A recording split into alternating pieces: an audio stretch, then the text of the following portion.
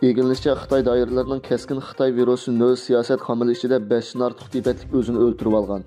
Xitay hökuməti Tibet xalqiga qo'rqoq selib, kimki bu ahvolga munosabatli uçurlarni o'rtaqlashsa, xalqni o'rtaq jazolaydiganlik to'g'risida tahdid solgan ekan. Shuning bilan bir vaqtda surgundagi Tibetlarning ma'naviy doisi Dalay Lama Tibet xalqini jasoratli bo'lishga chaqirib, haqiqat hamon g'alaba qiladi deb madad bergan. Markaziy Tibet hukumati yaqinda bayonot e'lon qilib, faqat Dalay Lamaning qayta tug'ilgan varisi qaror berish huquqi borligini o'ttirib qo'ygan.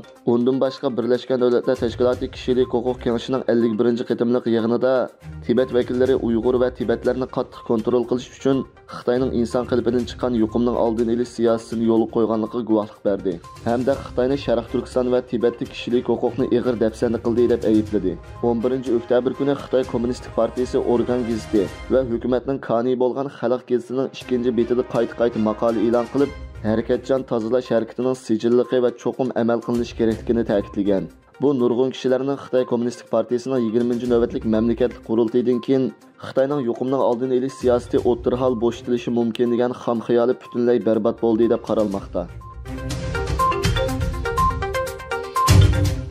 Xitoy Kommunistik partiyasining 20-navbatlik mamlakatlik qurultayi 16-oktyabr kuni Bejingda o'tkazildi.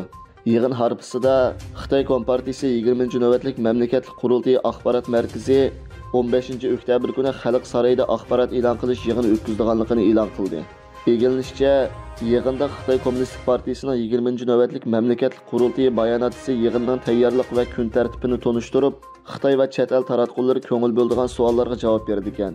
16-oktyabrda Bejingda o'tkazilgan Xitoy Kompartiyasining 20-navbatlik mamlakatlik qurultayining vaqti odatdagi o'xshash bir hafta bo'lib, oxirlashib 2 kundan keyin 20-navbatlik markaziy komitetining birinchi umumiy yig'ini ochildi ekan. Shi Jinping yig'in jarayonida Xitoy Kompartiyasining 19 markaziy komitetiga vakolatdan xizmat doklati berdi ekan. Ondan bilet tashlash huquqi bor bo'lgan Xitoy Kompartiyasi markaziy komitetining 200 ga yaqin a'zosini va taxminan 170 kandidat a'zosini saylab chiqib, Xitoy partiya asosiy qonuniga tuzatish kirgizish qatorliqlarini bekitdi ekan. Oxirida o'tkazilgan Xitoy Kommunistik partiyasi 20-navbatlik markaziy komitetining birinchi umumiy yig'inida yana bir qaror yuqori darajalik rahbarlik guruhi, markaziy komiteti, siyosiy idorasining a'zosi va siyosiy doimiy komiteti a'zosi saylandi ekan. 11-oktyabr kuni Angliyaning yuqori darajalik amaldorlari Xitoyning yangi texnikalarini ishlatib, fuqarolarni nazorat qilish texnikasini taraqqiy qildirib, amallashtirganligini hamda buning yer shari bexatarligiga ziyon solayotganligidan ogohlantirgan. Angliya yuqori darajalik axborot va bexatarlik organi Angliya hukumat aloqa markazining mudiri mundaq deb ko'rsatdi. Xitoy rahbarlik qatlamidagilarning o'z fuqarolaridan so'z erkinligi, erkin savdo, ichitilgan texnikalik o'lchamlar va ittifoqdoshlaridan, shundaqla butkul ochiq demokratik tartib va qoidalarni asos qilgan xalqaro sistemadan ansirab noposini kontrol qilayotganligini, bu xil ansirash qo'rqinchining Xitoy erishgan kuch bilan birlashtirilib, hammaylanga g'oyat zo'r tahdid elib keladigan harakat qo'llanishini talab qilmoqda ekan. Shuning bilan bir vaqtda Xitoy rahbarlari raqamlik pul va bido sun'iy hamroh yo'l boshlash to'ri qatorliq texnikalarni ishlatib, boshqa davlatlarning olam bo'shlig'iga ulanishini to'sish bilan billab fuqarolarga bo'lgan kontrollikni oshirib, xalqning barliq chiqimlari va savdo aloqasini nazorat qilishga, shundaqla Rossiyaning Ukrainaga tajovuz qilgandan buyon duch kelgan g'arbdan kelgan jazodan qechish mumkinchiligi bor ekan.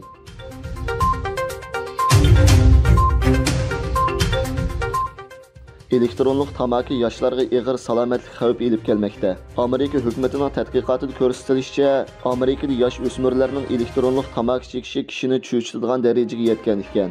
Amerika Yemaklik va dori boshqarish idorasi 2016-yildan boshlab yosh o'smirlarni nikotin tarkibidagi elektronlik tamakini chekishdan to'sgan, ammo unumi bo'lmagan ekan. Tamaki chekmaydigan bolalar tashviqotchilari hozir bozordagi nurg'un elektronlik tamaki tarkibida zo'r miqdorda nikotin borligini, ba'zi bir elektronlik tamakilarning nikotin miqdori 20 tal tamaki bilan barobar ekanligini, puroqliq elektronlik tamaki bozorini tashlashning lozimligini ta'kidlagan.